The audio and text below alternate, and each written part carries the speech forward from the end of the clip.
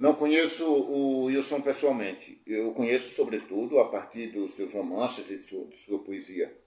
Na verdade, eu conheço de antes, conheço de suas traduções. Mas mais na verdade ainda eu conheço, porque certa vez Samuel Leão me falou de um autor seu, no caso Wilson, que publicava por projetos cartoneiros, e eu fazia isso também. Isso me animou mais ainda a conhecê-lo e a lê-lo. Então eu lia o Wilson antes mesmo de lê-lo efetivamente, a partir das traduções, porque lia autores publicados pela Iluminuras e que aprendi a gostar a partir dele. Em especial, um autor chamado Luiz Guzmán, que escreveu um livro fantástico chamado Pele e Osso, que eu aproveito aqui para indicar para os leitores de Wilson e para os leitores desta conversa com o escritor. Mas aí, há algum tempo, eu li Vapor Barato e comentei com Samuel. Eu disse, olha, eu noto que ali há um tipo de voz particular, nesse tipo de silêncio terrível que há nas vozes que há nesse Brasil. Não que faltem escritores, que faltem escritoras, acho que sobram sotaques, sobram falas, mas vozes mesmo, há uma carência disso no Brasil, embora prosperem esses sotaques e essas falas. E eu acho que o Wilson Bezerra, Alves Bezerra, é uma voz, é esse tipo de voz. A sua literatura não está preocupada, por exemplo, com os temas da moda. A sua literatura conversa com a tradição. E isso é um ponto importante para um narrador, porque significa, nesse caso, gostar de contar uma história. Um prazer raro hoje, nessa coisa chamada contemporaneidade. Não somente a voz, não somente a fala, há ainda um tipo de língua, que é onde avança mais sua poesia, como aqui em Malanga e Malanga. Por algum tipo ou ideia de exotismo, isso também está nos contos, lá em Histórias Zoófilas, um exotismo para dentro, se isso é possível, dentro de um cotidiano suave e ao mesmo tempo grotesco, que é esse tipo de universo, atmosfera de Wilson. Aliás, nada mais suave, nada mais grotesco do que a linguagem. E a palavra, na obra desse autor, ela é muito importante, porque embora ele goste da palavra em si, como poeta, da língua como um tradutor, é na ação onde me desperta mais a atenção na leitura de Wilson. Vapor Barato, eu dizia, é um desses grandes livros. Eu li e considero isso um grande ponto da produção nacional. Você não deve mesmo deixar de ler.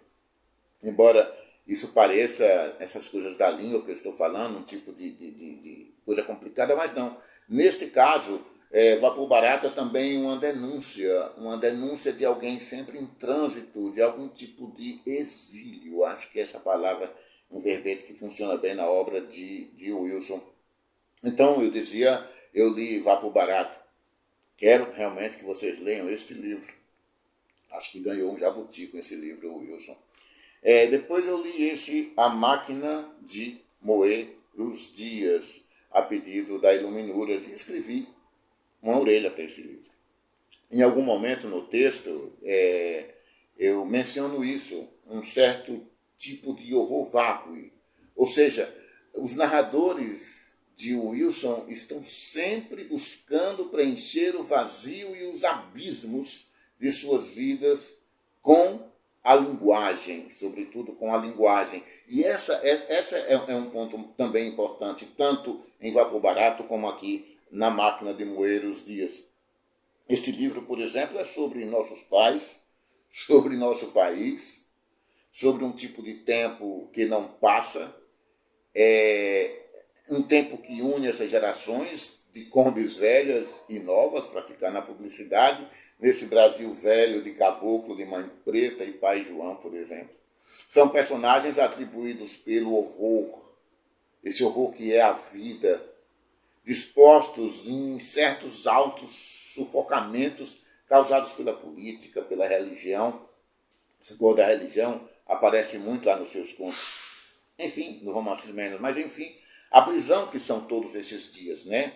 O moer e o remoer, e remoçar, no sentido do remorso, dessa vida inteira dos seus personagens. Como eu disse, estão aqui vozes da tradição, como Machado, um certo exilamento, tipo em Lima Barreto, que aparece, e em quase tudo há aqui a presença de um cego que tudo viu, que é Borges, que eu acho que é uma das grandes influências da literatura de Wilson. Eu acho isso, por exemplo, as coisas das influências são muito complicadas de falar e para um autor, mas eu acho isso. Outro ponto nos seus romances é o que menciono aqui nesse comentário, a falha. Diferentemente dos noticiários, com seus, desculpem nossas falhas, seus personagens estão mesmo imersos nessas falhas. Lacanianos de plantão diriam falas, não falhas. E isso me levaria a um grande looping aqui nessa resenha, ou sei lá, depoimento meio improvisado, e noto agora já bem longo. Mas é isso, é uma literatura feita de exílios, a falha, portanto, como uma doença nacional, a doença como marca do cotidiano, o cotidiano também um loop, a terrível ideia de que nós, assim como o homem de todos os séculos, estamos fadados a cumprir um destino vaporoso e barato e vulgar.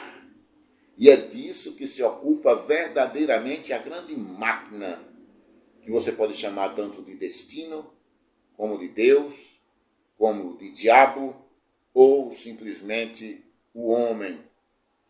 Sucesso, Wilson, espero que nos conheçamos em breve e que em qualquer desses momentos ou medidas moídas e remoídas da literatura, embora eu já o conheça pelo melhor, eu o conheço pelo melhor que há e onde um escritor prefere ser conhecido pela sua literatura, pela leitura dos seus livros. Grande abraço, meu amigo. Abraço, Marcelo.